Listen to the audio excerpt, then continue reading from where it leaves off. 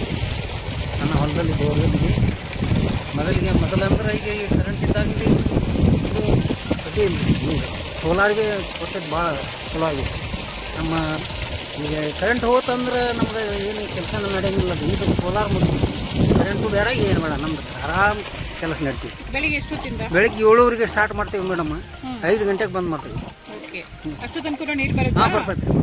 Okay, ಅಂದ್ರೆ ಎಷ್ಟು ಗಂಟೆ ಆಯ್ತು ನಿರಂತರವಾಗಿ? ಎಷ್ಟು ಗಂಟೆ ನಿಮಗೆ ನೀರು ಸಿಕ್ಕಂಗಾಗುತ್ತೆ? 9 ತಾಸು ಬೇಕು. 9 ತಾಸು ಹಗಲೊತ್ತೇ ಸಿಗುತ್ತೆ ಅಲ್ವಾ? ಹಾಗಿದ್ರೆ ಇದು ನೀವು ರೈತರಿಗೆ ಏನ್ ಹೇಳ್ತೀರಾ ಹೇಳಿ? ಇದರಿಂದ ರೈತರಿಗೆ ನಾವು ಒಳ್ಳೇದಾಗೈತಿ ಅಂತೀರಿ, ಎಲ್ಲರೂ ಹಾಕ್ಬೋದು ಅಂತ ಹೇಳ್ತಾರೆ.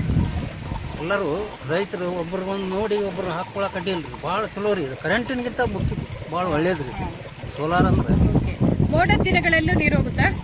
ಮೋಡ ಏನಾರು ಮಳಿ ಮೋಡ ಆದಾಗ ಅವಾಗ ಬರ್ತದೆ. ಬರ್ತದೆ. ಇದು ಬೆಳಗ್ಗೆ ಸಾಯಂಕಾಲ ಸೇಮ್ ಇರುತ್ತೆ ನೀರು? ಸೇಮ್ ರೀ. ಇದು ಎಷ್ಟು ಸರ್? 2 ಇಂಚಿನ ಪೈಪ್ ಏನು ಕಡಿಮೆ ಆಗಲ್ಲ. ಏನು ಈಗ ರಾತ್ರಿ ಎಲ್ಲ 5:30 ನೋಡ್ರಿ, ಆ ಸೆಂಟೆಕ್ಸ್ ಏರ್ಬೇಕು.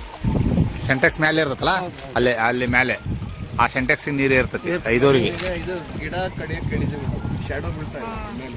ಅದು ಇನ್ನೂ ಸ್ವಲ್ಪ ಜನರೇಷನ್ ಜಾಸ್ತಿ ಆಗಾಗ ಒರೆಸ್ಕೊಳ್ತಾ ಇದೆ ಇದು ಮೇಲೆ ಪ್ಯಾನಲ್ ಬಟ್ಟೆಲಿ ಏನಾದ್ರು ನೀರು ಹೊಡೆದು ಮಾಡಿಕೊಟ್ಟು